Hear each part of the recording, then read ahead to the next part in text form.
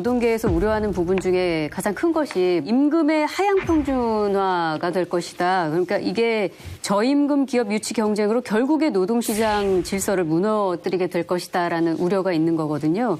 이 광주형 일자리가 표류했던 가장 큰 이유도 바로 이제 그 임금 문제 때문에 그런 건데 초임 기준으로 주 44시간 근무했을 때 3,500만 원인데요. 여기 어떤 함정이 있냐면 이제 3,500만 원인데 지금 기존 자동차 업계 평균 연봉이 뭐 9천만 원이다. 그러니까 반값 일자리다 이렇게 얘기를 하는데 초임 연봉 대 초임 연봉으로 비교만 해보면요. 현대자동차 초임 연봉이 한 4,400만 원 정도 된대요. 사무직인 경우에. 생산직인 경우. 생산직은 5,500. 네. 그렇게 보면은 9천만 원 대 3,500만 원은 적절한 비교 대상이 아니라고 생각해요. 비숙련 노동자의 초봉을 놓고 비교를 그렇죠. 해봐야 된다는 거잖아요. 그렇게 해보면은 한 60%? 60%? 예. 네, 절반이 넘어요. 한 70%까지 될 것 같아요. 거기에 그런데 복지 지원이 있으니까. 그런데 숙련 노동자를 또 데리고 와야 될 거 아니에요. 네. 근데 그분들은 더 줘야 되겠죠. 그러면은 우리가 지금 기대하는 이렇게 저임금 구조로 갈 수 있을 것인가라는 그런 우려가 있긴 있습니다.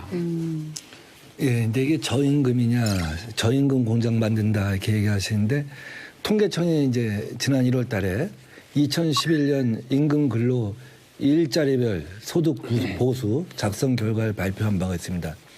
임금 근로자의 월 평균 소득은 287만 원입니다. 광주형 일자리의 노동자 초임 연봉보다 한국의 임금 근로자의 월 평균 소득이 더 작아요. 그렇죠. 그러니까 광주형 일자리는 임금 수준으로 보면은 결코 저임금 일자리를 만든다 이렇게 말할 수는 없을 것 같아요. 그렇게 비교해서 될 건 아닌 것 같고 현대차라든지 이런 저의 신입 사원들의 임금하고 비교해서는 사실 저임금이 많잖아요.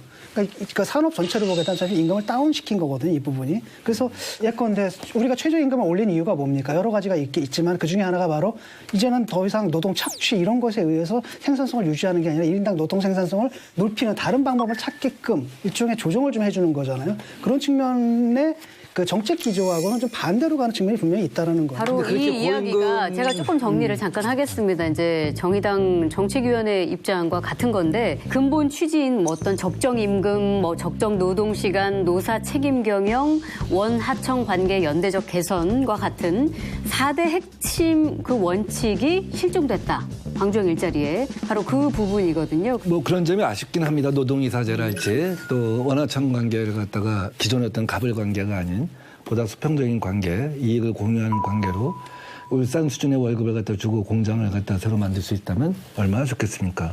그러나 그것이 안 되는 것이에요. 울산형 공장 월급 갖고는 새로운 공장을 갖다 짓겠다는 사람이 나올 수가 없잖아요. 그 전제 자체가 잘못됐다고 생각하거든요. 지금 저는 광주에다가도 울산과 똑같은 임금을 주는 공장을 만들자 이렇게 주장하는 게 아니잖아요. 문제를 해결하려면 일단 진단부터 제대로 돼야 되잖아요. 저는 광주 같은 경우에 고용 비율을 보니까 대기업 고용 비율이 딴 도시보다 높더라고요. 25%예요. 그러니까 전국 평균이 16%니까 9%나 높은 거죠. 그런데 광주 노동자들의 평균 임금이 88%밖에 안 돼요. 전국 대비. 이것이 의미하는 바는 뭐냐면 광주의 고용 문제는 대기업 문제가 아니라 중소기업 문제다라는 거예요. 이쪽에서의 생산성을 올리는 게 과제인데 그게 아니라 그 대기업, 멀쩡한 대기업의 약간 다운그레이드 버전을 만들겠다라는 그러니까 애초에 그 디자인 자체가 좀 잘못된 측면이 있다라는 겁니다. 예를 들어가지고 자동차 산업의 문제가 뭐냐. 임금이 높다 이렇게 보는 거예요. 깎아야 된다. 그다음에 일자리는 창출해야 된다. 이런 관점에서 하다 보니까 지금 이상한 정책이 나왔다고 봐요.